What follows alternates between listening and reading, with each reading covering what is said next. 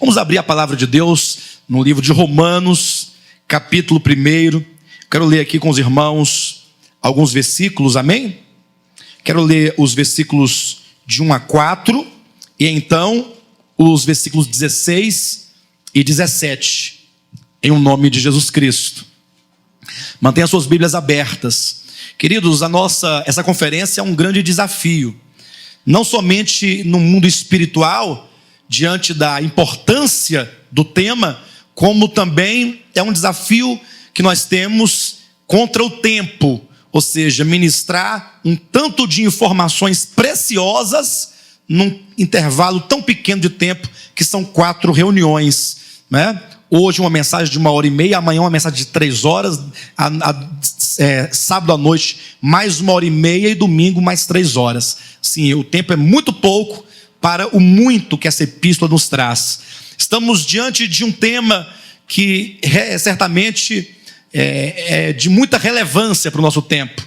Vamos tratar sobre o pleno evangelho de Deus, uma perspectiva hermenêutica do livro de Romanos. Leia comigo, Romanos capítulo 1, versículos de 1 a 4.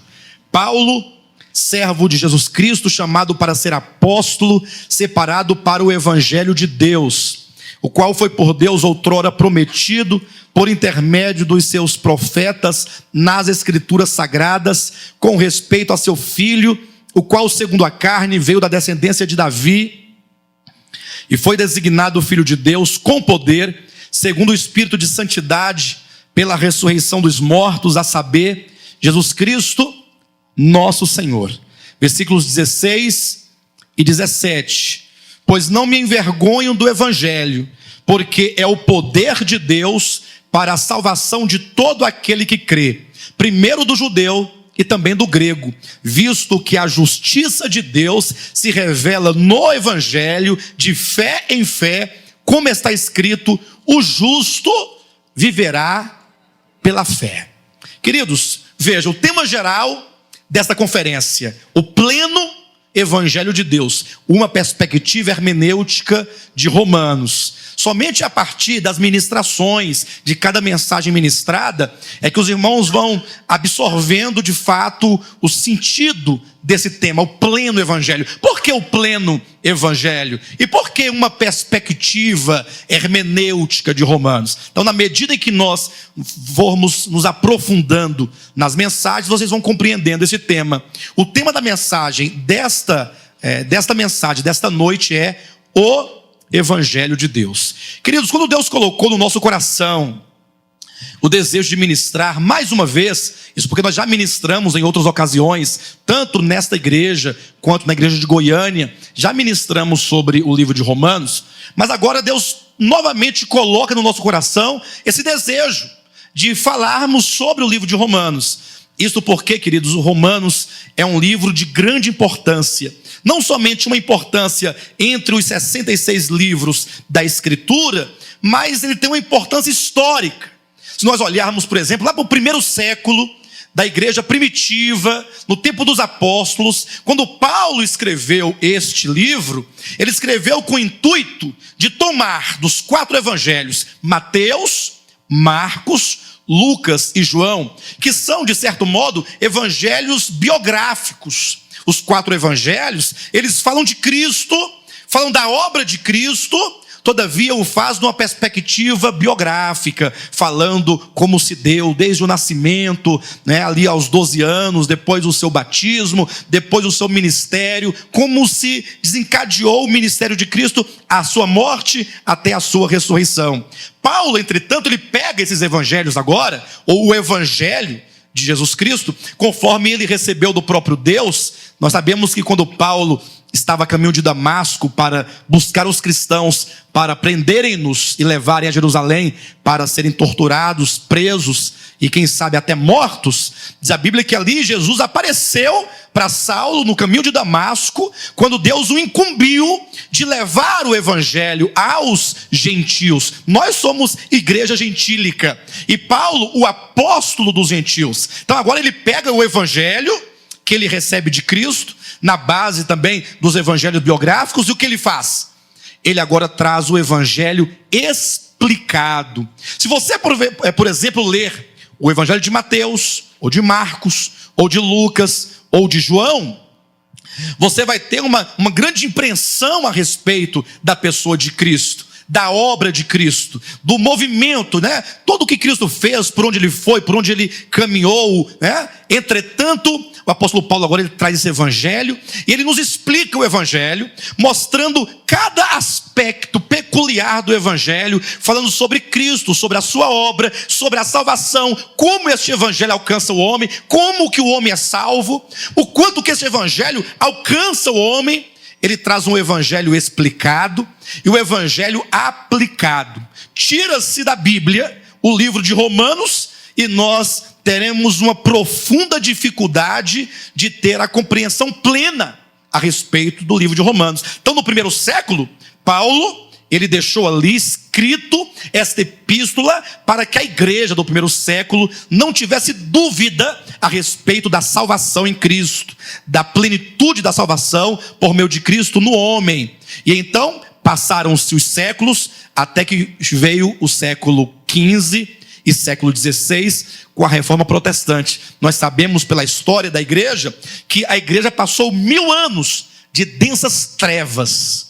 A igreja tinha perdido o acesso à escritura. Prevalecia no tempo da era da Idade Média a pregação e a doutrina de salvação por meio de obras. Quantos aqui certamente não já leram, não já ouviram falar a respeito das indulgências, como que a igreja romana, ela ensinava aos seus fiéis que a salvação era obtida mediante as suas penitências, né? Ou até mesmo mediante pagamento de indulgências, de dinheiro, de terras, de maneira que a igreja havia perdido totalmente de vista o que era a salvação de fato, como ela acontecia, e que o único preço da salvação já tinha sido pago por Jesus Cristo, quando na cruz do Calvário ele sofreu por seus eleitos, né? Sofreu pelos pecadores, aqueles a quem ele próprio haveria de chamar no seu tempo determinado.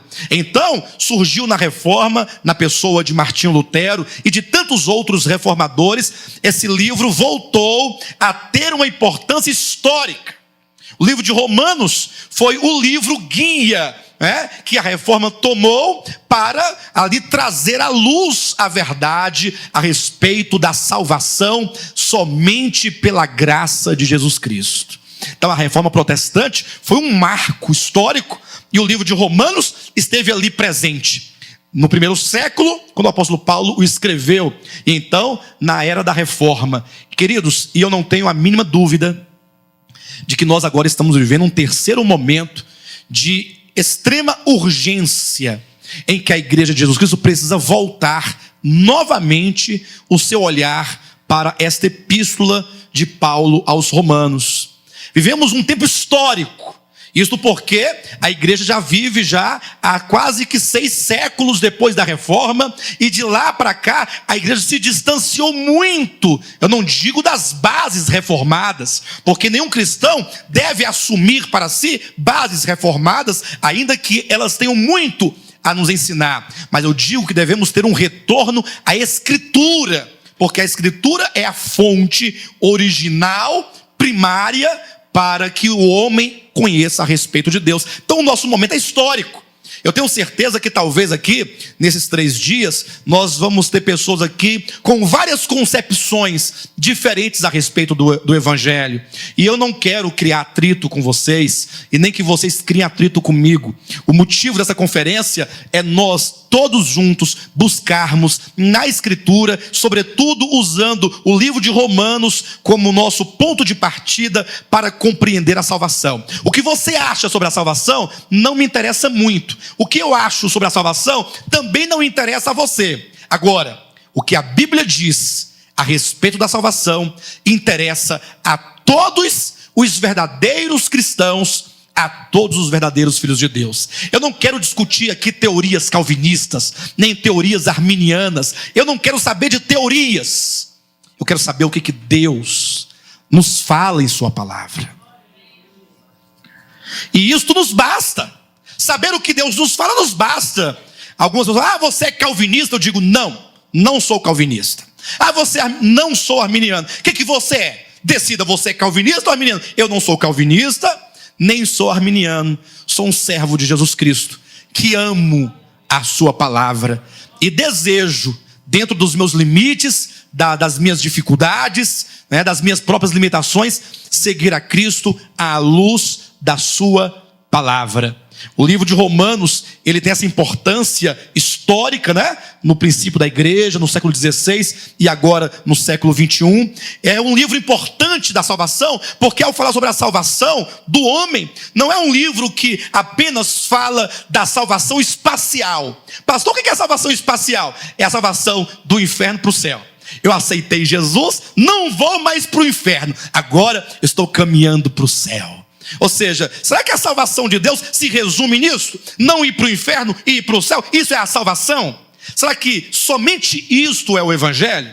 Então, este livro, o livro de Romanos, o Evangelho explicado, nos mostra a sua abrangência no homem, como que o Evangelho alcança o espírito, a alma e o corpo do homem. Também tem a sua abrangência no tempo. É um evangelho que vai ser explicado numa relação constante com as dispensações. É um livro que vai tratar sobre a dispensação antes da lei, a dispensação durante a lei e a dispensação depois da lei. E atenção, este é um dos princípios hermenêuticos. Quando nós colocamos uma perspectiva hermenêutica de Romanos, o que é hermenêutica? É que você não pode olhar para o livro e lê-lo com o olhar de um homem do século XXI. Um homem totalmente separado das grandes discussões do tempo de Paulo. Quais eram as grandes discussões do tempo do apóstolo Paulo? A questão da lei. A lei era uma questão que estava em constante discussão no seu tempo. Hoje nós não temos essa discussão. Quando Cristo veio, ele veio e instaurou uma nova aliança. Então, o apóstolo Paulo, ao escrever esse livro, ele situa o seu evangelho no meio dessas discussões. Então ele vai falar muito sobre a lei, vai mostrar o homem antes da lei. Como é que era o homem antes da lei? Como é que era o homem então durante a lei? E agora, vindo Cristo, como é que fica a vida cristã daqui para frente? A lei, ela se une à vida cristã? Nós somos obrigados a viver os costumes da lei? E olha que nós vivemos, talvez os cristãos, não, nós não somos obrigados a viver a lei. Só que, embora haja um certo conhecimento nesse sentido entre os cristãos, mas nunca houve tempo em que os cristãos firmassem ou fundamentassem tanto a sua vida cristã nas bases da lei como nos dias de hoje. É incrível, a igreja de Jesus Cristo em pleno século XXI, quando deveria ser uma igreja totalmente liberta, porque presume-se que 21 séculos depois que Cristo trouxe a sua mensagem, que os apóstolos nos legaram os 27 livros do Novo Testamento, depois de uma grande reforma protestante, depois de tantas experiências, a igreja agora estivesse alçando, né? Estivesse lá nas nuvens, já para ser glorificada, porque é uma igreja experimentada. Mas não, por incrível que pareça, a igreja nunca esteve tanto na lei como nos dias de hoje. Isso nós veremos ao longo das mensagens. Romanos tem a sua importância, pela sua importância histórica, sua abrangência no homem, sua abrangência no tempo e também a sua importância quanto à completude ou plenitude da salvação. Em que sentido? Não é um livro que fala tão somente de redenção. É um livro que nos mostra desde a eternidade passada como é que Deus começa o seu projeto de salvação para o homem.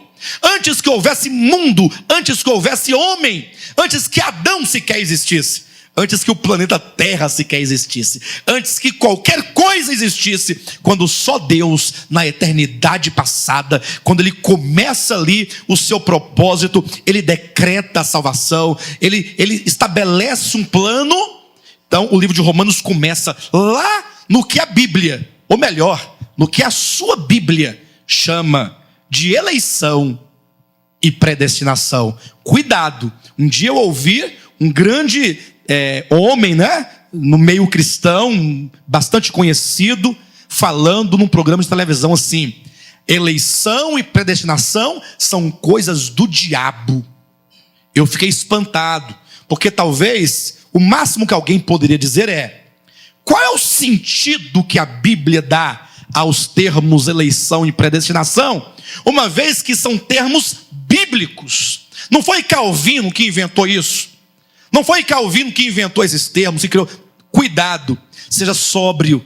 Dê uma oportunidade a você mesmo para você olhar para a sua Bíblia e verificar que essas são expressões e temas que a sua Bíblia trata. Talvez você não tenha ainda se apercebido, porque a sua leitura talvez tenha se voltado mais para o Antigo Testamento, né? Quem sabe para Deuteronômio 28, talvez você saiba muito de Malaquias capítulo 3, porque você ouviu a vida inteira ameaças que se não trouxesse o dízimo, os gafanhotos iam para a sua casa. Aí você sabe, Malaquias 3:10, né? Mas você nessa conferência vai se deparar com muitas coisas preciosas. Por isso que a importância de Romanos começa na eternidade passada, mostra-nos como que este evangelho avança até a redenção, como é que o Espírito Santo te chama, é o chamamento, como é que ele justifica, como é que ele santifica, como é que ele transforma até a glorificação. Os irmãos percebem a importância desta epístola? Importância histórica no início da igreja, na reforma, no século 21, a importância quanto à abrangência no homem, espírito, alma e corpo, quanto à abrangência no tempo, as dispensações, antes da lei, durante a lei e depois da lei, e agora mostrando todos os aspectos da salvação, desde a eternidade passada, na eleição de Deus, passando pela redenção, chamamento, justificação, reconciliação, transformação, santificação e glorificação. É um livro totalmente pleno, é um evangelho explicado. Mas há algo muito importante que eu quero desde já chamar a atenção dos irmãos. Eu quero te despertar a atenção, meu irmão, minha irmã, para o primeiro versículo deste livro, capítulo 1, versículo 1. Paulo, servo de Jesus Cristo, chamado para ser apóstolo, separado para o evangelho de... Diga, separado para o evangelho de Deus. De quem que é este evangelho? Eu não sei de quem é o evangelho que você crê.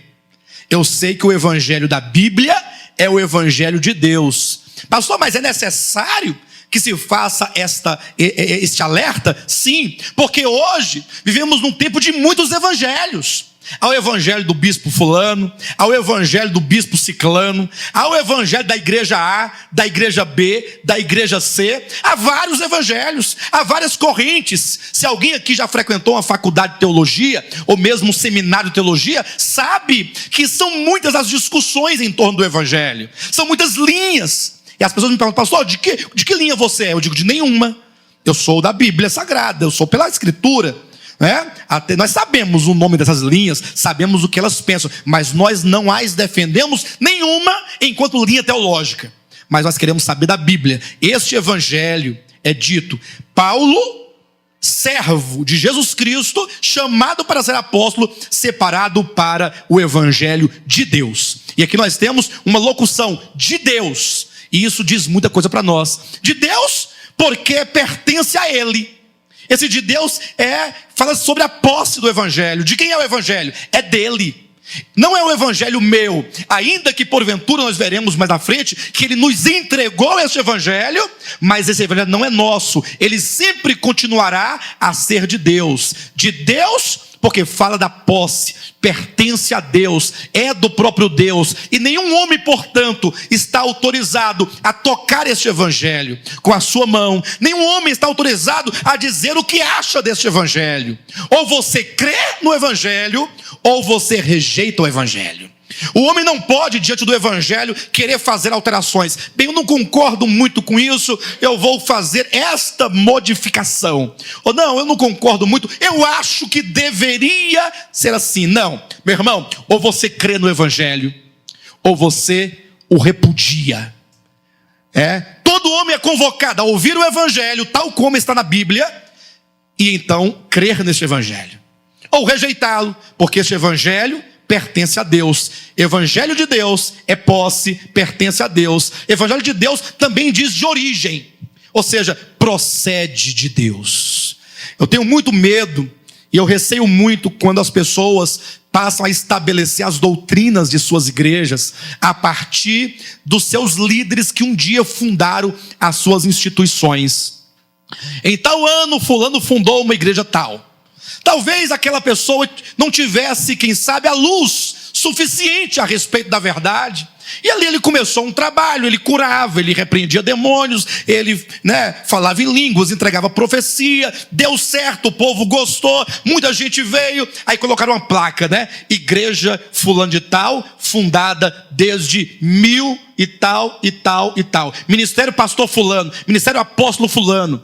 E agora nós temos lá uma instituição religiosa, cujas bases doutrinárias não procede de Deus, procede da mente de um homem, que eu não vou julgá-lo, nenhum de nós podemos julgar a nenhuma das pessoas, mas eu poderia dizer, quem sabe, que aquela pessoa talvez naquele tempo não tivesse a luz suficiente, e aí ele morreu, e deixou um legado de conceitos, de dogmas, de práticas que a Bíblia às vezes condena, e agora ninguém naquela instituição está autorizado a efetuar as mudanças, porque virou ali um dogma, virou uma tradição, é a doutrina da igreja. Eu diria não, o evangelho é de Deus porque pertence a ele, o evangelho é de Deus porque procede dele. O evangelho é de Deus porque esse de Deus mostra que Deus é aquele que doa. Deus, ele pega o evangelho e ele entrega o evangelho. É da parte de Deus. Nós recebemos o evangelho da parte de Deus. Isso é muito importante. Eu quero chamar a atenção para 3 aspectos deste evangelho de Deus, enquanto Deus, o agente que entrega a nós este evangelho. Primeiro, o evangelho que nos foi entregue mediante a revelação no Novo Testamento. Abra sua Bíblia em Romanos capítulo 16 e faça essa verificação. Isso é muito importante, porque poucas pessoas atentaram para esse aspecto da verdade.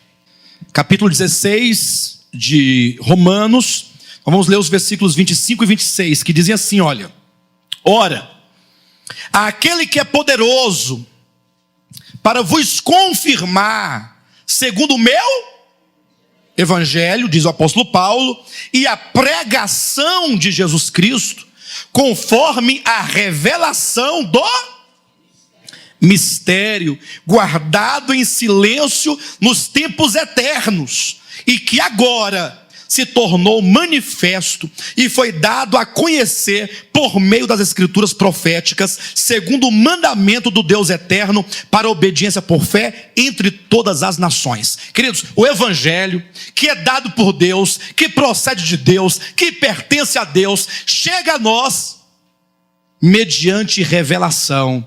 E é uma revelação, como diz, olha o versículo 26, e que... O que diz na sua Bíblia? Versículo 26. E que se tornou...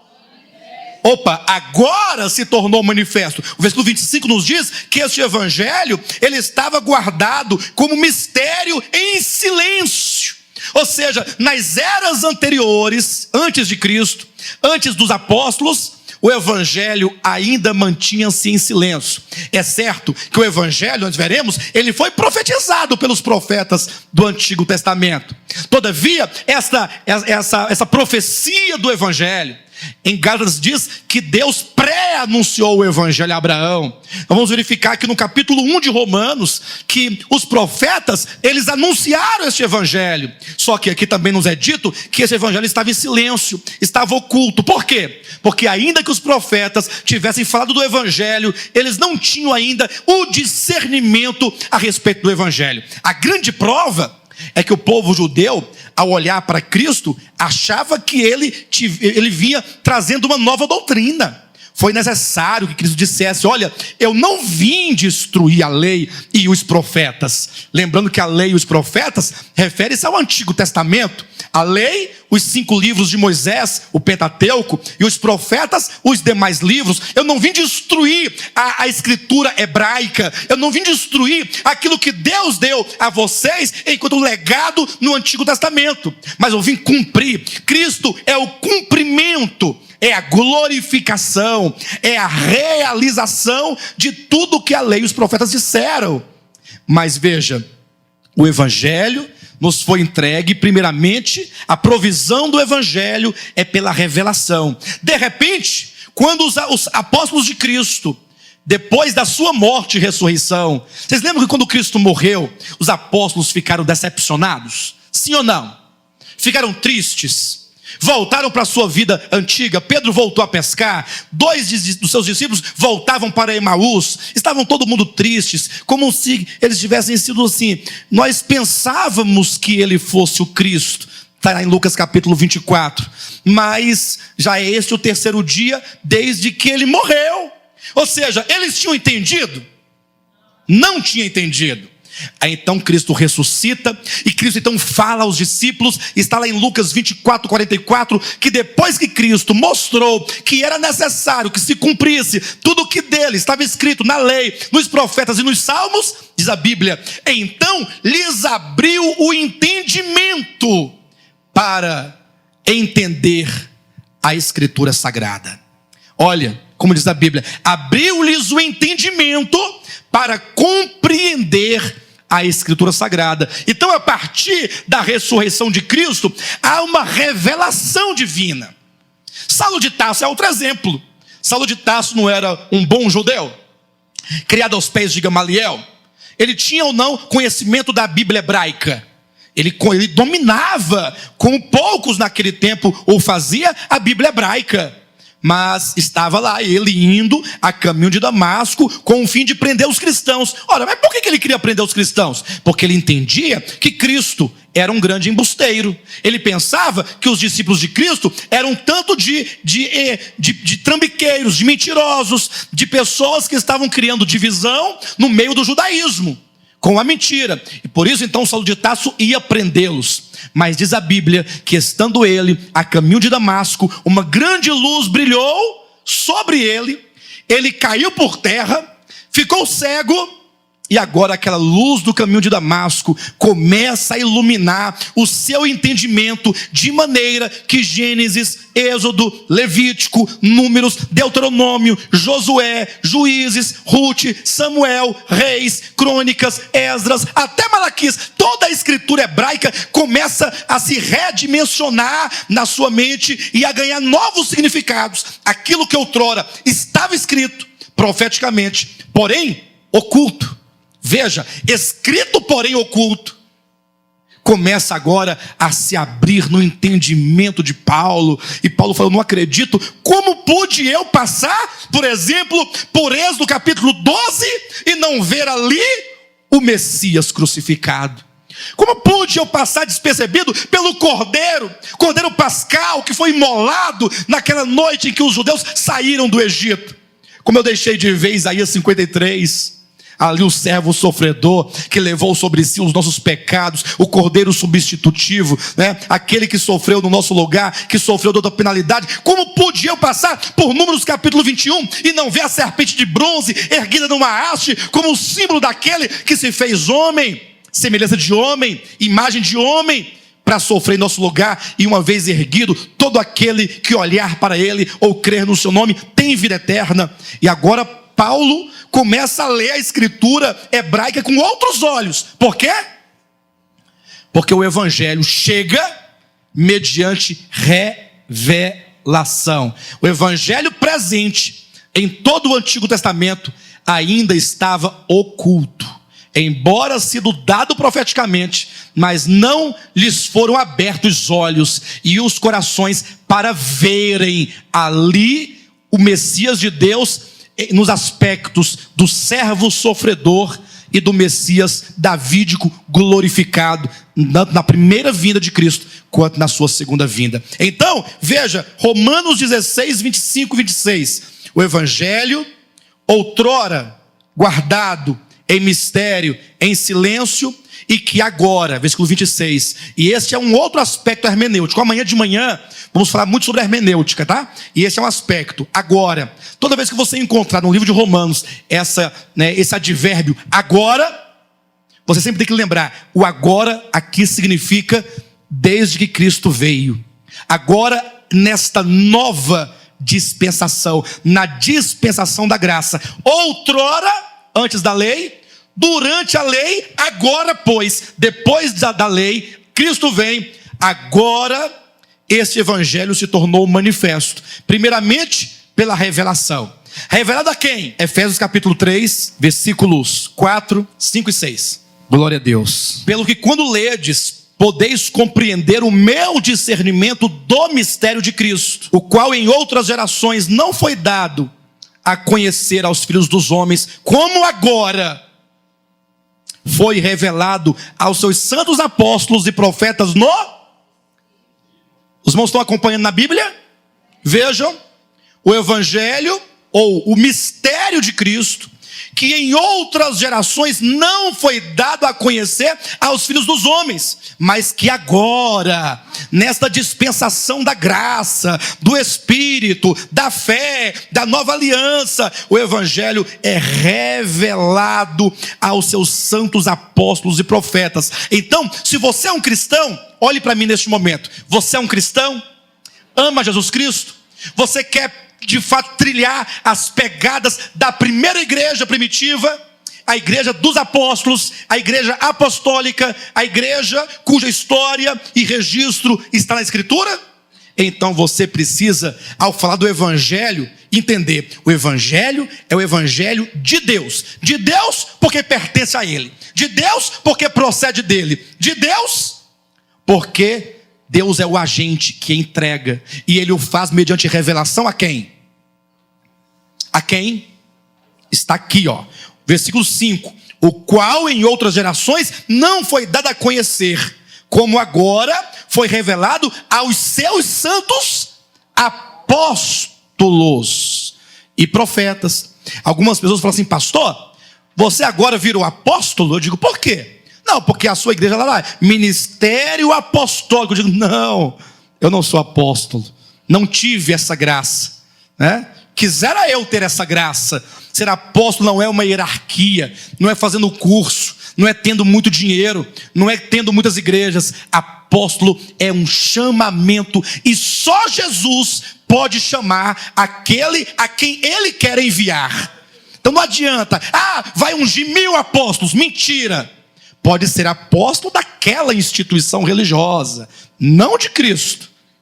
Então não temos essa graça. Então por que é ministério apostólico? Simples, porque é um ministério cujas bases estão nas bases da doutrina dos apóstolos.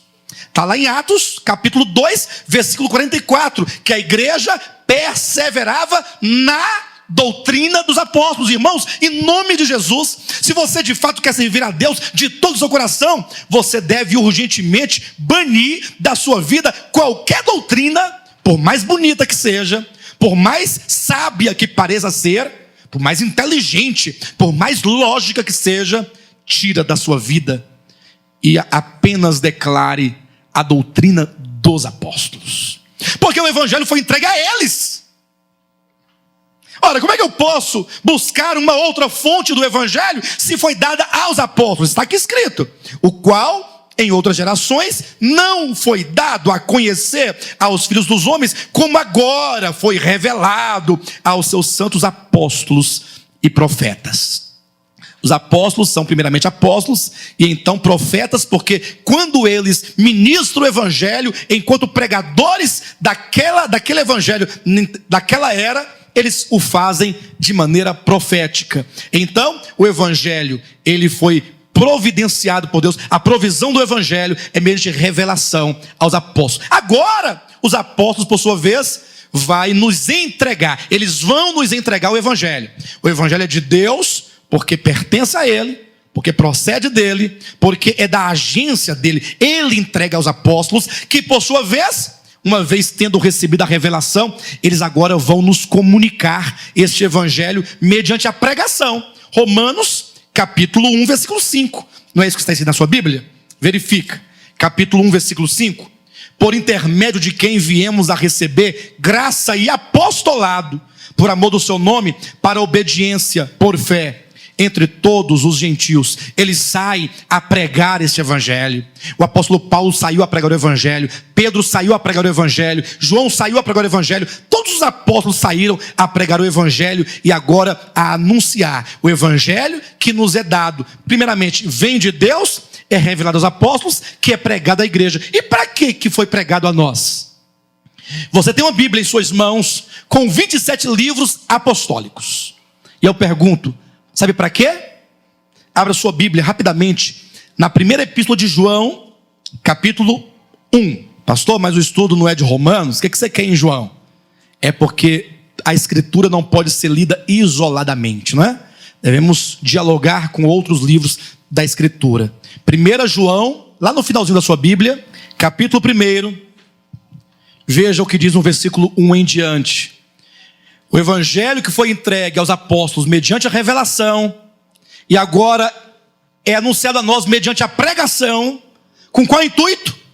Eu falei 3 itens, não foi? Primeiro, revelação. Segundo, pregação. E o terceiro é o que vamos ver agora. 1 João capítulo 1, versículo de 1 a 4, que diz: o que era desde o princípio, o que temos ouvido, o que temos visto com os nossos próprios olhos, o que contemplamos e as nossas mãos apalparam com respeito ao verbo da vida. Quem é o verbo da vida? É Cristo. Jesus é o verbo da vida. Mas veja o que é dito: o que era desde o princípio. Aí diz: o que temos ouvido. Vocês ouviram? O que temos ouvido. Quem é que falou? O que temos ouvido com os nossos próprios ouvidos. Você ouviu a Cristo com o seu próprio ouvido? Quem foi que ouviu com o próprio ouvido? Eles, que estiveram com Cristo antes da sua morte, na sua morte e depois da sua morte, na sua ressurreição. Jesus esteve com eles 40 dias depois, falando-lhes a respeito do reino de Deus. Está em Atos capítulo 1, versículos 3 e 4. E aqui é dito: o que temos ouvido, o que temos visto com os nossos próprios olhos, o que contemplamos e as nossas mãos apalparam com respeito ao verbo da vida. E a vida se manifestou e nós a temos visto e dela damos testemunho. E veja, e vô-la anunciamos. Olha a pregação. Eles receberam, eles viram, tiveram a revelação, tocaram, viram, ouviram, apalparam. E agora eles dizem: e vô-la anunciamos, a vida eterna, a qual estava com o Pai e nos foi manifestada. O que temos visto, versículo 3, e ouvido, anunciamos também a vós outros. Nós somos os vós outros aqui. Eles anunciaram a nós. É como que eles dissessem: nós anunciamos a vocês. Para quê? Para que vós igualmente mantenhais comunhão conosco. Irmãos, que coisa maravilhosa. Nós somos convidados a termos comunhão com os apóstolos no evangelho, naquilo que foi revelado, naquilo que estava oculto, a vida eterna, o verbo divino, o verbo da vida, que foi por eles visto, tocado, apalpado, ouvido, que eles receberam como provisão do evangelho para esta era, para os gentios. E eles agora dizem: e nós anunciamos este evangelho para vocês ou a vocês, para que vocês tenhais comunhão conosco. Você tem comunhão com os apóstolos? É para refletir um pouco. Será que eu tenho comunhão? Aqui está dizendo para que vocês tenham comunhão conosco, ou que vocês participem de uma bênção comum, que é Cristo? Ou será que nós não estamos, como está lá em 2 Coríntios capítulo 11, versículo 4, quando o apóstolo Paulo diz que há muitos falsos cristos, ou se alguém tem pregado outro Cristo, ou recebido outro Espírito, ou pregado outro Evangelho. Irmãos, quantos cristãos, genuinamente cristãos, porque amam a Cristo, receberam a Cristo, creem em Cristo, mas pela falta do discernimento da Escritura, estão mantendo comunhão com outros evangelhos. Estão mantendo comunhão com falsos evangelhos, por ignorância, por simplesmente não voltar os olhos à Bíblia. E talvez, até o final dessa conferência, talvez pessoas se levantem desse lugar, no meio da pregação, e vá embora. Sabe por quê? Porque vai ouvir coisas que contrariam o que você aprendeu. Mas o desafio é, se você for corajoso, fique até o final para ver o que vai dar. Mas fique com a Bíblia aberta. Não fecha a Bíblia com raiva, não. Porque a primeira coisa que o crente com raiva faz é fechar a Bíblia. Ora, se você fecha a Bíblia, você impede que os teus olhos vejam o que está escrito. Ah, mas eu não quero saber. Então você está no lugar errado. Porque aqui é para quem quer saber. Em nome de Jesus. Porque nós queremos ter comunhão com os apóstolos. Ah, mas se você pregar isso, você não vai ter comunhão com a igreja fulana de tal. Eu não quero ter comunhão com a igreja fulana de tal que não prega o evangelho de Cristo. Eu quero ter comunhão com todas as igrejas que pregam o evangelho de Cristo. Aleluia! Não tenho interesse.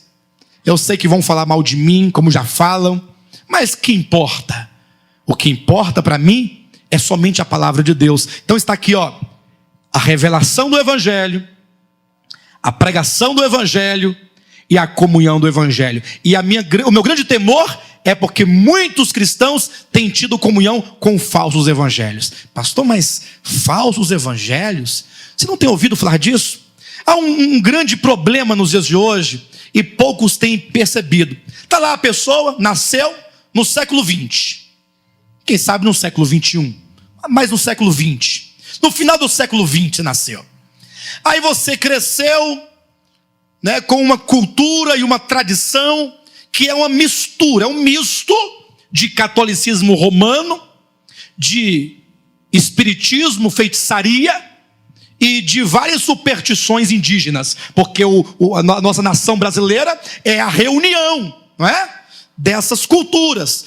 Os europeus trazendo a cultura católica, os africanos trazendo da sua feitiçaria e os índios aqui com as suas superstições. Aí mistura tudo, bate no liquidificador e você tem uma cultura brasileira. Você nasceu totalmente absorvido ou absorvendo essa cultura, tendo uma visão, uma leitura das coisas fora da escritura, fica no mundo, bebe pinga, prostitui, faz um tanto de coisa errada, aí está lá com seus 30 anos, aí se converte. Se converte porque foi num forró gospel, foi num pagode gospel, numa boate gospel, numa festa junina gospel. Não existe isso. Não existe. Pastor, na minha igreja existe. Então a sua igreja não deve ser a de Jesus Cristo, não. Porque a de Jesus não tem festa junina, porque festa junina é pagã. É adoração a ídolos, a demônios. Nós temos que ler mais também as enciclopédias, saber as origens do Natal, dessa Páscoa do coelhinho da Páscoa. Nós temos que ler mais. O problema é que não estamos lendo nada, né? Nem a Bíblia estamos lendo, que dirá a enciclopédia. Temos que ler mais, queridos. E aí o indivíduo se converte de repente, aí começa a ouvir um tanto de informações, uma informação totalmente direcionada. Olha, se você não ouve aquela pessoa não, que é um desviado, viu? É herege, não escuta não. Ó, ouve só aqui. Aí estabelece, né, uma rédea, coloca um tapão daqueles que a mula usa para não olhar para os lados, né? Só pode olhar para frente. Aí você fica ali. A verdade é o que você ouve do homem de Deus. Ora, mas você não vai ler a Bíblia? Você não vai checar com a Bíblia? Você não vai verificar com a Escritura? Uma vez que a Bíblia nos adverte contra falsas doutrinas? Se você ler, por exemplo, em João capítulo 7, versículos 15, 16 e 17, lá está Jesus falando: olha, se vocês quiserem saber da minha doutrina, se ela é minha ou se ela vem de Deus, se vocês querem saber se a doutrina é minha ou se ela é de Deus, opa, aí então tem uma doutrina que é de Deus. Não tem a doutrina de Deus? O próprio Jesus desafiou dizendo: a doutrina que eu prego não é minha, ela é de Deus. O próprio Jesus não se aventurou a pregar coisas próprias da sua cabeça, se bem que eu penso o seguinte: pregasse Jesus o que ele quisesse, eu seguiria. Ele é o mestre. Mas ainda assim, ele diz: a doutrina que eu prego não é minha, é do meu Pai, é de Deus. Deus, procede de Deus. Eu sou servo de Deus e só falo as palavras de Deus. Aí você de repente abre lá em Colossenses capítulo 2, versículos 20, 21, 22 e 23, e o apóstolo Paulo diz a respeito das doutrinas de homens. Anote na sua Bíblia para você anotar. Eu não posso ler todos os versículos, eu menciono, você anota e você confere. Se nós formos ler todos os versículos aqui, nós vamos dar meia-noite e eu não saio do primeiro tópico. É verdade, sem exagero. Então, em João capítulo 7, do 15 ao 17, fala-se da doutrina de Deus. Sim, Colossenses 2, 20 a 23, fala de doutrinas de homens. Os homens criam doutrinas, inventam doutrinas, colocam jugo nas costas dos irmãos. Os homens inventam moveres, costumes. Está lá a pessoa seguindo doutrina de homem, achando que está agradando a Deus, e a Bíblia nos adverte contra as doutrinas de homens. E agora, segura esta aí, 1 Timóteo capítulo 4, versículos 1 e 2, o Espírito afirma expressamente que nos últimos dias, alguns se apostatarão da fé, por obedecerem, por dar ouvido, por seguirem a espíritos enganadores, a doutrinas de demônios. Existe a doutrina de Deus, João 7, 15 a 17, doutrinas de homens, Colossenses 2, 20 a 23, e então doutrinas de demônios, 1 Timóteo 4, versículos 1 e 2. A nossa comunhão deve ser com os apóstolos. Se você não voltasse à doutrina apostólica e agarrasse ter comunhão com Paulo, ter comunhão com Pedro, com João, com Tiago, com Judas, ali com Mateus, voltando aos seus apóstolos, buscando saber deles o que é a verdade, quem é Cristo, que salvação Ele proveu a nós, como se dá essa salvação. Se você não tiver comunhão com os apóstolos, como é dito em 1 João 1, 1 a 4, você é uma presa fácil para o engano. Nós estamos comentando o capítulo 1, versículo 1 de Romanos, somente, quando diz: Paulo, apóstolo de Jesus Cristo, chamado por Deus, separado para o evangelho de Deus.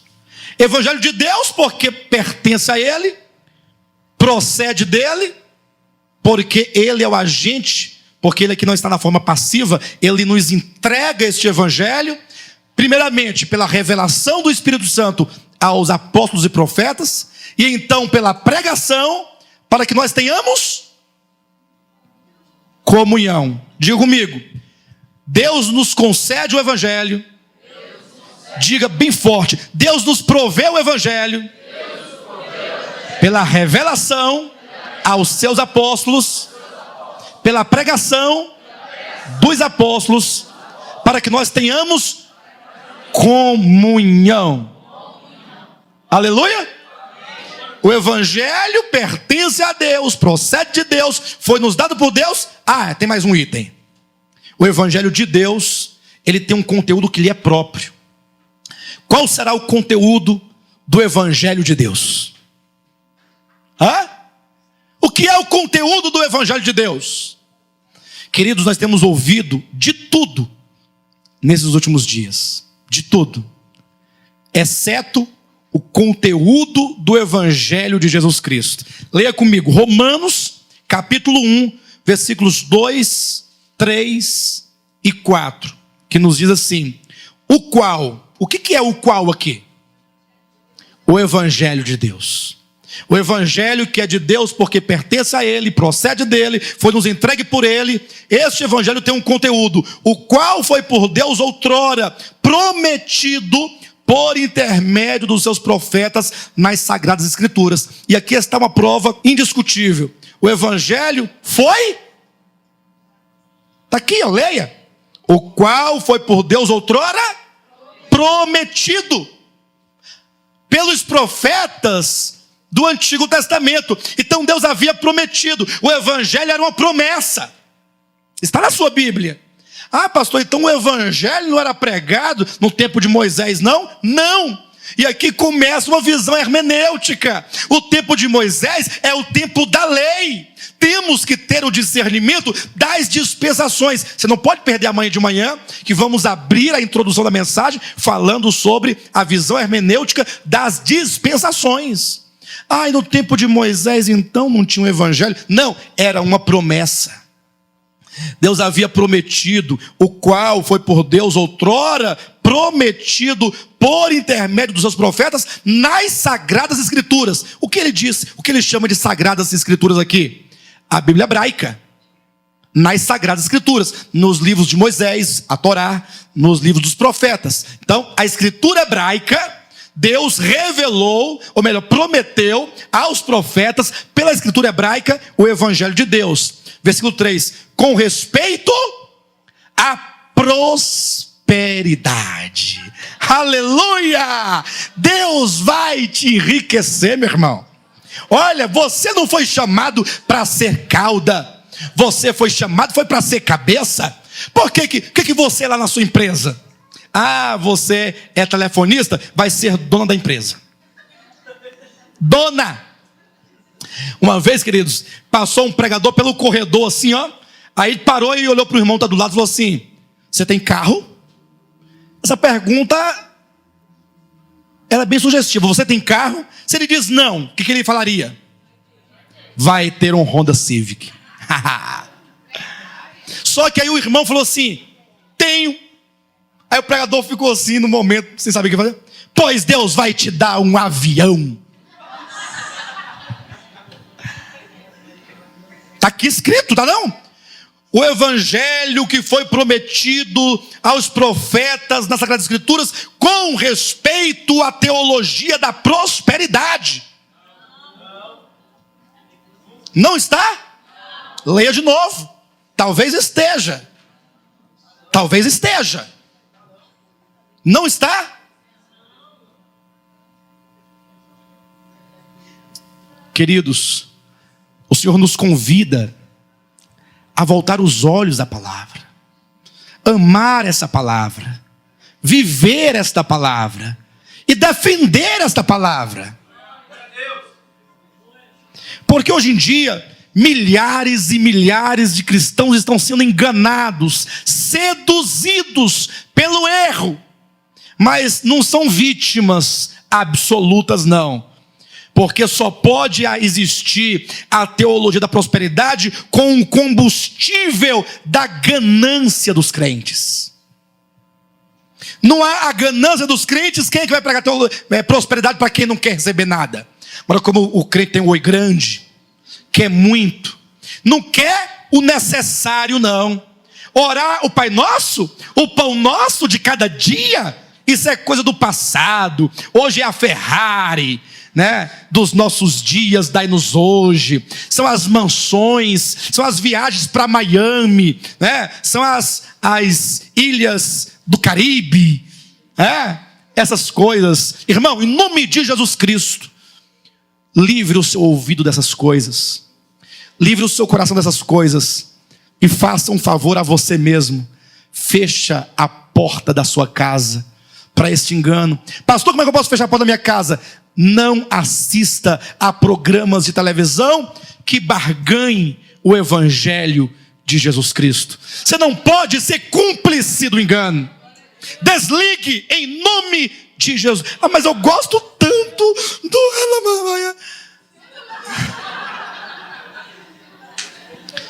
Aquele que ama seu pai, sua mãe, seu irmão, seu filho, sua mulher malafaia, cirulo, mais do que a mim, não pode ser meu discípulo.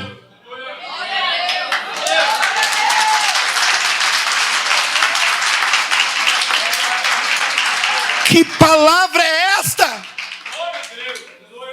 Isso ofende o ímpio, porque o ímpio diz que quer Jesus, mas da sua maneira.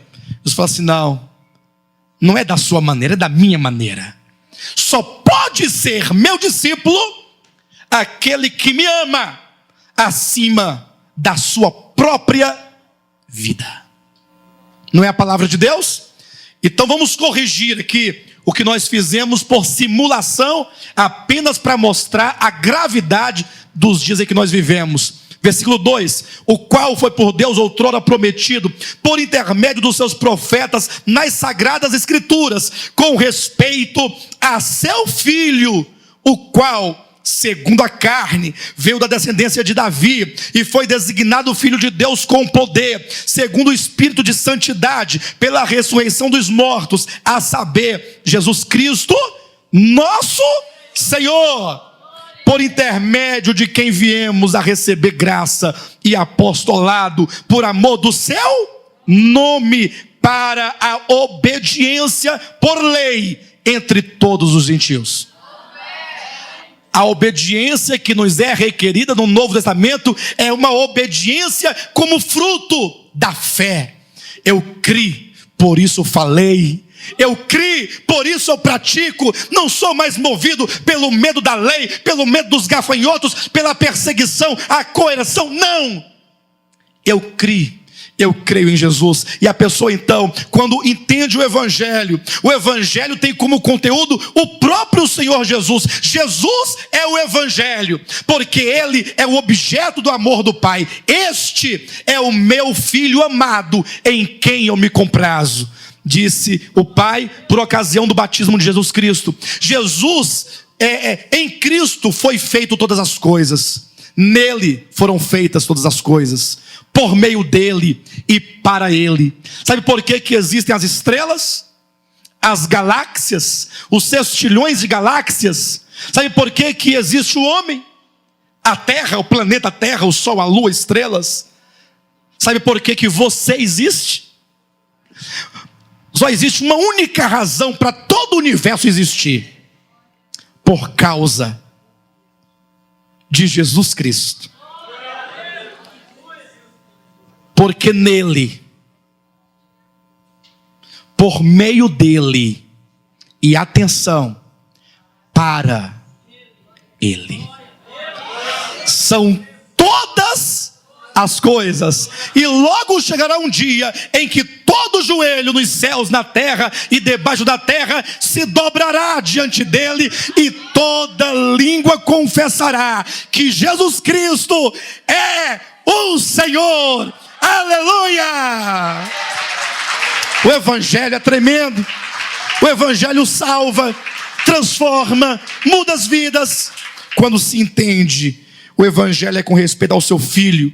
Este Filho que não é somente o Filho transcendente, distante, não. É o Deus unigênito que, estando no seio do Pai, se fez carne. É o Deus que se encarna, se faz homem, anda entre os homens, toca os homens, se faz semelhança de homens, para sofrer uma morte substitutiva. Irmãos, nessa conferência nós vamos entender e nós vamos vislumbrar o poder, a grandiosidade da morte de Cristo na cruz do Calvário. E no momento que nós entendemos essa morte toda inclusiva, todo suficiente, nunca mais você vai usar bengala para sustentar a tua salvação. Nunca mais você vai achar que 10 reais teu garante salvação, ou que um deslize teu te tira a salvação. Não existe pecado que possa tirar uma salvação tão plena quanto a que Cristo realizou na cruz do Calvário. É uma visão que muda, porque o Evangelho é com respeito ao Filho, não é com respeito a mim. O Evangelho, do grego Evangelhos, que é boa nova, boa notícia, são as boas novas que Deus traz ao homem, com respeito ao seu Filho. Nós veremos na parte da manhã, amanhã de manhã, como que o homem não tinha esperança, nem o gentil, nem o judeu, totalmente fadado, desesperado, arruinado, quando Deus interviu. E Paulo fala deste momento dizendo: mas agora, vírgula, sem lei, vírgula, aleluia, sem lei, porque quando coloca lei, irmãos, eu me desespero, eu não dou conta. Você dá conta? Não, fala a verdade. Você dá conta de cumprir toda a lei? Ninguém cumpriu. Mas agora, amanhã, estou só dando, sem a lei é tirada de contexto, se manifestou a justiça de Deus. Deus tem uma justiça a nos revelar e a nos entregar, que transcende qualquer justiça humana. Então o Evangelho é a boa nova de Deus a respeito do seu Filho, não somente o Deus unigênito, mas é o Deus agora imanente, como diz João, o Verbo se fez carne e habitou entre nós. Deus presente, Deus aqui, Deus que pode ser ouvido, tocado, ter comunhão com Ele, Deus que falou pessoalmente com seus discípulos, com seus apóstolos, e estabeleceu por meio deles a sua igreja, que perpetua até os dias de hoje, no coração, na vida de todo aquele que crer. Então este Evangelho é com respeito ao Filho, que segundo a carne, quando diz segundo a carne, deve nos chamar a atenção para o fato de que antes de ser segundo a carne, Ele é Deus segundo o Espírito. Ou seja, o Filho é Deus eterno e Deus encarnado, ao aspecto da divindade e o aspecto da humanidade. Não temos tempo de secar essas questões, né? Mas que foi designado Filho de Deus com poder, Filho glorioso. Por que Filho de Deus com poder? Porque quando Ele veio, não era Filho de Deus não? Na encarnação? Mas era Filho de Deus oculto na humanidade em fraqueza. Em fraqueza. Mas na ressurreição, Ele é Filho de Deus com poder. Em outras versões, é Filho de Deus poderoso, glorioso, em poder, em glória, não mais em fraqueza. E é deste modo que Ele virá na sua segunda vinda. E foi designado Filho de Deus com poder, segundo o Espírito de Santidade, pela ressurreição dos mortos, a saber, Jesus Cristo, o nosso Senhor. Quando diz Jesus Cristo, o nosso Senhor, nos une a esse Cristo. Estamos debaixo do seu senhorio, fomos comprados pelo seu sangue. O Evangelho de Deus. Estamos comentando até então, Romanos 1, versículo 1. É de Deus, porque pertence a Ele, porque procede dEle, porque Ele é o agente que nos concede, que nos entrega este Evangelho. E este Evangelho tem um conteúdo, quarto, que é o próprio Cristo. Amém? É glorioso ou não é glorioso este Evangelho? Quando este Evangelho entra então no nosso coração, nós temos agora a mesma disposição do apóstolo Paulo. Veja só o capítulo 1, versículos 16 e 17. Vamos ler o versículo 14, 15, 16 e 17. Como que o apóstolo Paulo vai declarando a sua relação para com este Evangelho. E é isso que eu gostaria que vocês ganhassem nessa noite. Esse mesmo espírito paulino, essa mesma força, essa determinação, esta visão, quando diz: pois sou devedor, tanto a gregos como a bárbaros, tanto a sábios como a ignorantes. Ou seja, quando se trata do Evangelho, Paulo diz: eu sou devedor, eu tenho uma dívida. Por que ele tinha uma dívida? Ele devia alguma coisa para os gentios? Não, porque uma vez que Deus entregou a ele o Evangelho, Deus não entregou ao apóstolo Paulo o Evangelho para ele guardar em casa. Não, Deus entregou a Paulo o Evangelho para ele levar este Evangelho aos gentios. E portanto, enquanto ele não saísse e não entregasse este Evangelho a bárbaros, seja os citas, né, os ignorantes, os sábios, enquanto não entregasse, ele se via devedor. Lembram-se quando ele diz em 2 Timóteo capítulo 4, combati o bom combate. Quando ele diz completei a carreira, é como que ele dissesse: paguei a dívida, completei a carreira, eu já fui aonde Deus me determinou e me ordenou, e já preguei o Evangelho, já como dispenseiro de Deus, eu já dispensei as bênçãos do Evangelho aos gentios. Mas enquanto esta incumbência não se consumasse plenamente, como ele diz em Colossenses 1:23, que o Evangelho havia alcançado o fim do mundo daquele tempo, enquanto isso não acontecesse, ele se via devedor. Queridos, e nós não somos diferentes. Lógico que a dimensão dessa verdade nos ombros do apóstolo Paulo é muito grande. jamais queremos nos comparar ao apóstolo Paulo, mas que Deus nos tem nos endividado. Nós somos do mesmo modo, nos sentimos do mesmo modo. Nós somos devedores. Porque se Deus te deu a graça de você compreender o Evangelho, o tanto que você já compreendeu pela Escritura, então, semelhantemente, você é devedor àqueles que ainda não entenderam o Evangelho segundo a Bíblia. E você precisa falar este Evangelho. Por isso que ele diz no versículo 15: por isso, porque sou devedor, quanto está em mim, o que depende de mim, estou pronto a anunciar o Evangelho também a vós outros em Roma. Estou pronto, diga estou pronto. Diga estou disposto. Você está disposto a anunciar o Evangelho? Hã? Ficou baixinho, né? Não ficou baixinho? Eu estou disposto. Essa semana uma pessoa foi na minha casa fazer um serviço e ela falou assim para mim: olha, eu assisto os teus programas. Você fala muito pesado, mas eu gosto. Só um lembrete: muito cuidado. Esse pessoal aí não é brincadeira. Cuidado com eles. E nesse dia eu estava lendo: quanto a mim, estou pronto. Eu estou disposto. Estou disposto. O Senhor é que nos envia. A obra é dele. Nós não daremos nenhum passo por conta própria. Nenhum passo. Tudo o que fazemos é sob a direção de Deus. Mas estamos prontos para aquilo que o Senhor quiser realizar. E essa prontidão se dá em todos os níveis. Às vezes você não tem como pregar o Evangelho numa grande escala, como é o programa de Volta à Palavra. Mas você pode possibilitar, viabilizar que o programa se mantenha, orando por ele. Orando, dizendo: Senhor, tenha misericórdia do teu povo e mantenha esse programa. Porque esse programa na televisão, antes de ser um problema de ordem financeira, é um problema de guerra espiritual. Amanhã ou depois chega alguém lá e fala assim: quanto é que é esse programa que eles pagam?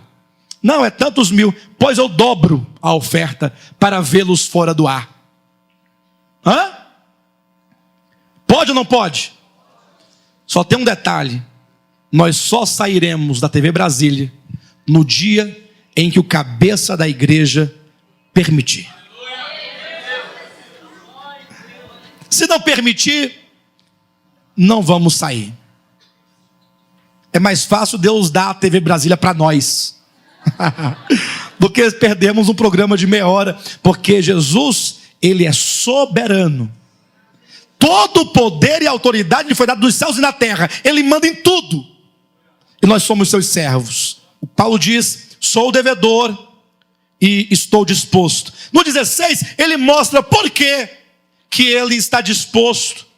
E por que ele é devedor, diz: pois não me envergonho do Evangelho. Mas é possível que alguém se envergonhe do Evangelho? É possível? Queridos, eu fiz questão de escrever aqui uma frase, não é?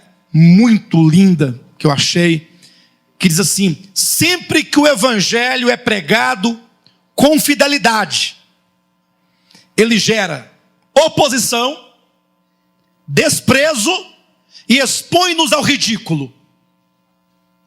Sempre que o Evangelho for pregado com fidelidade, ou seja, for pregado segundo a Bíblia, você que prega vai enfrentar oposição. E se fosse dos incrédulos, estava de bom tamanho. Mas não, dos crentes. A maioria dos cristãos se levantarão contra você. Saiba, não foi diferente no tempo de Cristo. Cristo veio para os seus, o seu povo. Aqueles que tinham os oráculos divinos, profetas, a lei. Mas não foi o seu próprio povo quem o matou? Assim continua até os dias de hoje. Oposição, desprezo. E nós seremos expostos ao ridículo. Mas pastor, por quê que nós... Tudo bem, oposição eu entendo. Desprezo, mais ou menos. Mas se você pregar o evangelho segundo a Bíblia, você vai ser exposto ao ridículo. Por qual motivo? Vão zombar de você, vão rir de você. No dia que você fala assim, olha, a salvação de Deus, como o próprio nome já diz, é de Deus, não pode ser adquirida com obra alguma, nenhuma sequer, nenhuma. Ela é totalmente divina, ela é gratuita, pela graça sois salvos, mediante a fé. Isto não vem de vós, é dom de Deus, não por obras, para que ninguém se glorie. Pastor, mas até aí eu não vejo nada demais. Nada demais? Confessa isso? Você confessa? Até que ponto você confessa essa verdade? Até que ponto você entende isso? Ah, pastor, é pela graça, não é pelas obras. Mas se nos faltar as obras? Bem, aí não é salvo. Então não é pela graça. Observa que nós entendemos a Bíblia e até aceitamos a Bíblia até certo ponto. Chega em certo ponto tão crítico que você fala, aí não dá para mim. E aí começa de lá para cá o desprezo. Lá vão os predestinados. E você tem que ouvir e não pode nem se irar, você tem que orar por ele. Tem que orar por ele? Tem que orar por ele. Quer dizer que você está salvo? Ou lá vai o salvo. Ora, eu estou salvo. Jesus pagou minha dívida. Eu não devo mais nada. Eu não devo mais nada. Nós veremos amanhã o conceito de justificação. Justificação é diferente de perdão. Perdão é, você está perdoado, pode ir. É em tons negativos, você está perdoado. O que pressupõe que você teve culpa e alguém te perdoou. Mas quando diz, você está justificado, é em tons positivos. Quer saber o quê? Você é justo. Eu justo? Justo. Eu, o eterno, te declaro justo. Você no universo está declarado justo. E portanto, qualquer cobrança de dívida sequer não é possível. Se alguém tentar te cobrar qualquer dívida, certamente é uma pessoa que está tentando fraudar, porque você foi declarado por Deus justo. Você pode olhar para o seu irmão e achar que ele não é justo aos seus olhos, mas Deus já declarou. Deus me declarou justo de uma vez por todas. Ele disse, filho, você está justificado. E eu digo, amém, eu estou justificado. E quando eu olho para os meus problemas, para os meus pecados, que o diabo tenta me acusar, ou pessoas tentam me acusar, eu me volto para a Escritura, o justo viverá é pela fé. E portanto, eu creio que eu estou justificado pelo sangue de Jesus. Eu não posso viver pelo que eu vejo, pelo que eu sinto, pelo que falam, é pela fé. Se Deus diz que você é justo, então você é. E seja Deus verdadeiro e todo homem mentiroso. Pastor, você não é justo. Pois você que é um mentiroso, eu sou justo. Porque Deus disse que eu o sou e portanto sou. Não em mim mesmo, nunca, jamais, mas em Cristo. Nele, nós estamos nele. Que maravilha. Mas o apóstolo Paulo explica por que ele não se envergonhava. Porque as pessoas que desprezam o evangelho, ou aqueles que pregam o evangelho, ou se opõem, é porque eles não podem compreender. A Bíblia diz o seguinte, que o evangelho para uns é loucura, para outros é escândalo. Porque imagine só um Cristo crucificado. Pense comigo por um momento o Cristo crucificado. Diz o livro de Salmos, no capítulo 22, que quando ele estava ali na cruz pendurado, falava-se profeticamente, ele estava como que um verme. Diz a Bíblia, também profeticamente, Isaías 43, que aqueles que passavam diante do Calvário e olhavam para ele, uns balançavam a cabeça. Outros diziam, miserável. Este deve ter cometido os mais perversos pecados, porque Deus está muito irado com ele, olha. Agora você, de repente, olha para aquela multidão, e diz a Bíblia que quando Jesus disse: Pai, tudo está consumado, a ti entrego o meu espírito, deu um grande terremoto, fez-se trevas, e o universo silenciou, e só se pôde ouvir uma única voz, segundo o registro do Evangelho de Marcos. Um chefe dos centuriões declarou naquele silêncio: este verdadeiramente é o Filho de Deus. Que revelação! Como pode? Este é o Messias? Não é possível. Primeiro, homem desprezível, desprezado, condenado à morte de um malfeitor, morto entre dois marginais,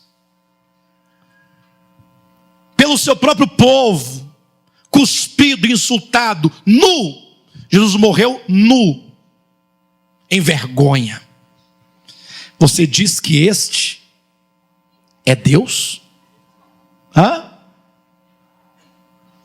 Este é Deus que se fez carne, e o verbo que é Deus se fez carne e habitou. Isso é loucura.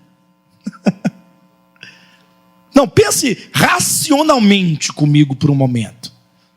Este é o Salvador da humanidade. Isso aqui. Para. Lembro das acusações lógicas dos soldados. Se tu és, olha, então salva-te a ti mesmo. A lógica humana é, para que ele seja, pelo menos tem que salvar a si mesmo. Como é que tu queres salvar a outros e não pode salvar a ti mesmo? É contraditório à lógica humana, ao raciocínio humano. Paulo diz: eu não me envergonho ir a Roma pregar o evangelho. A grande Roma, o grande império daquele tempo. Todas as pessoas queriam conhecer Roma naquele tempo. A grandiosidade, a grande Roma, o grande império, a grande cultura daquele tempo.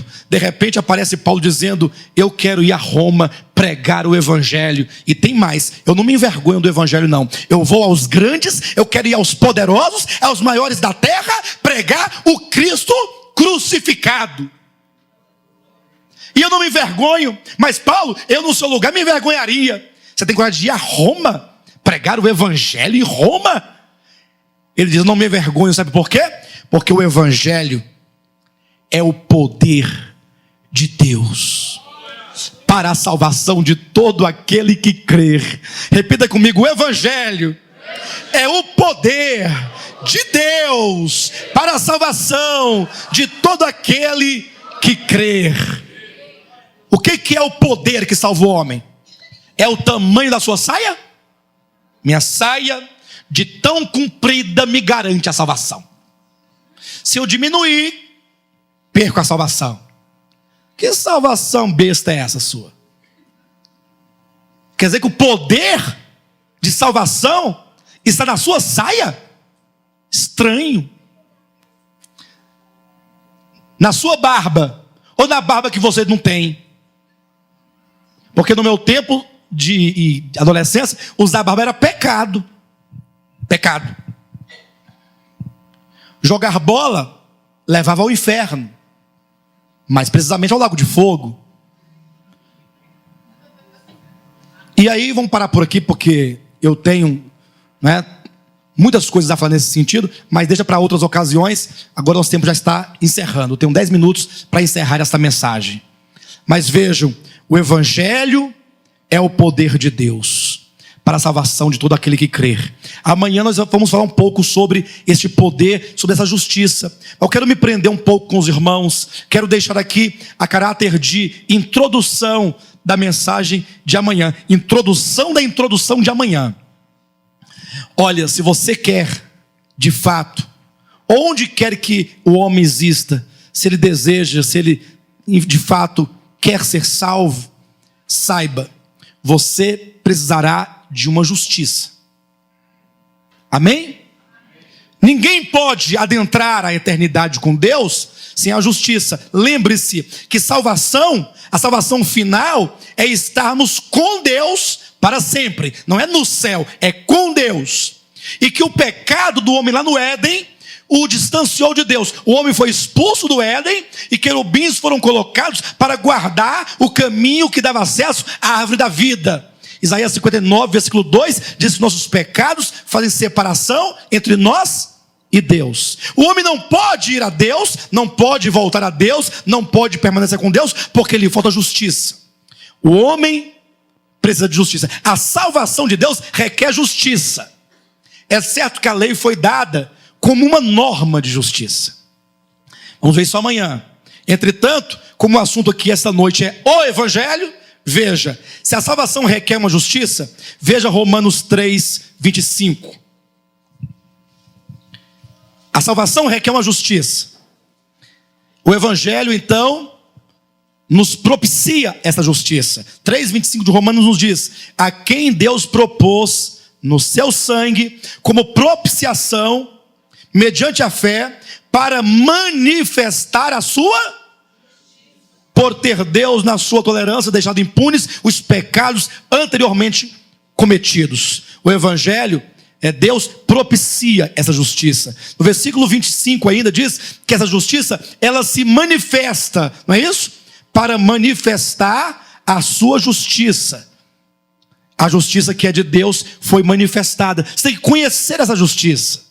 Deus oferece, Ele possibilita uma justiça, Ele manifesta essa justiça na cruz do Calvário. No capítulo 1, 17 de Romanos nos diz: visto que a justiça de Deus se revela no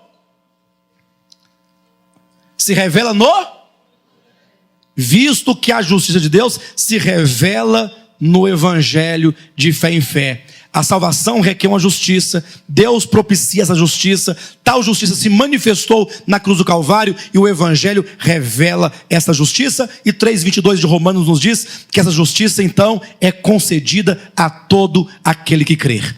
A questão que nós vamos trabalhar a partir de amanhã é a justiça. Nós não podemos jamais voltar a Deus, estarmos com Deus, permanecermos com Deus destituídos de justiça. A questão é: que justiça é esta e como adquiri-la? Hoje, pela graça de Deus, eu corri no final, mas nós conseguimos completar a ministração que estava proposta, cujo tema foi o Evangelho de Deus.